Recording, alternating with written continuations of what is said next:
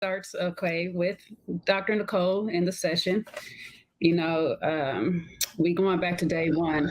Hold on now. HJ Dubs is he's No, no, getting no, no, stressed. no. He's getting It's stressed. not. It It's doesn't not for call. his girl. It's not for his girl. It's with Sean. It's with Sean and stuff. Don't sweat it. Don't sweat it out, J Dubs. I got you. It's not. It's not with Dr. Nicole. No, no. But no. The thing is, you're not applying yourself on these dates. You're saying that you like LaRonda. You're in love with LaRonda. That's where you want to be. Yet from jump, you've been making excuses not to get married. So it's like I want to agree with Corey. He knows what he has, but it makes no sense if you know what you have and you don't want to lose it, lock it down. Because she wants marriage. So why are you not giving it to her? Now, I understand you may be afraid to go down that dark alley again. You don't want to cheat again, and you've been good in this relationship so far. But the problem is, if you can't trust yourself that bad, that much, to be able to just go on a date, have a friendly relationship with a girl. Well, like he says, a woman can be dope without me saying I want to put my peen in her. Like, that's crazy. Why do you have to go so far? Why do every little sexual innuendo that you make it takes you to a whole nother level? Why every time you say I want to be able to go on a date with somebody without saying I love you? Why are you so extreme with everything?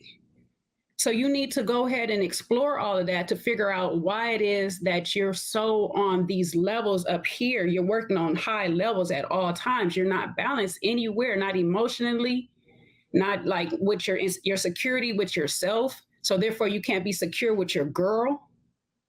Like, you have to go through this process to undiscover yourself. That I don't want to say sound that right, but you got to go through this process to discover yourself or whatever and stuff. So it's just like, let the process help you learn who you are, because clearly you don't know who you are enough to trust yourself in these situations. But I hear you, Chef. No, that's such a good point. Very, very good point as well. Definitely hearing that. So I actually agree with that. There's some lessons there to learn actually in that point, because you got to be able to trust yourself, right? So I definitely agree that. Yeah, I think he does put things on 10. So I don't know how he deal. I don't know if we probably need a bit more information in terms of when he says on 10. What is when he's extreme with it? What does that look like? Because does that mean that you can't be around females in general, or does that mean that because we're in a situation where it's unfamiliar territory, right? If you put me on a date, and there's an absolute baddie, I'm going to think about it. I'm just going to be honest with you. Me, I'm not going to pretend this. I'm not going to think about it. I don't want that temptation. I'm just going to be honest with you. I don't want that temptation. There's no need to put that in front of me. But I actually agree with you that obviously, is it a case of every day when you're now seeing an attractive girl, you have a conversation, you're going to think about wanting to enter. Now that's a problem. And I hear that. I definitely agree that point there. That's where it's, yeah, that would be scary. You know what I mean? So I hear that, Chef. So I hear both sides of what we're saying. OG, lock and loaded. You wanna jump in? Sure. So I think a lot of great points added by everyone on the panel.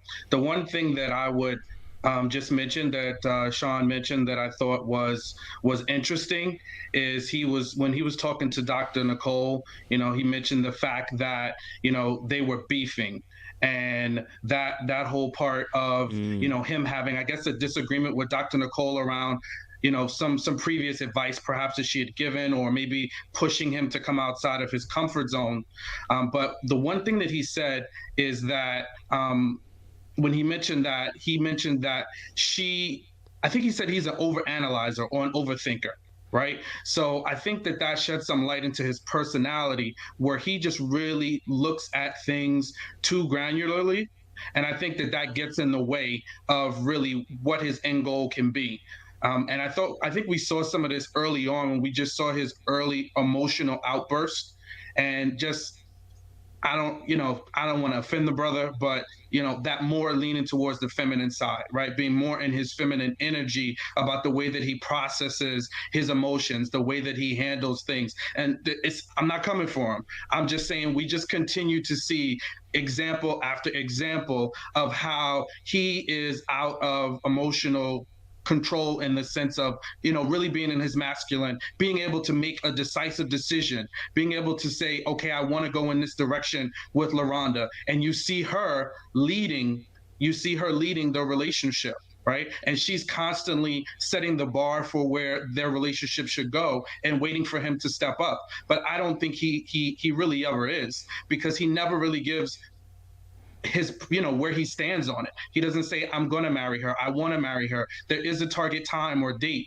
It's always loose, and he's always talking about his past, and now we hear about how he was a cheater. Okay, so that was your past. What's your go forward? What are your plans with LaRonda? You know she's a quality woman. Where are we going with this? Are we just going to be in the spin cycle? So I just don't see him making a definitive decision. He's just going to overthink it, overprocess it, and we're just going to get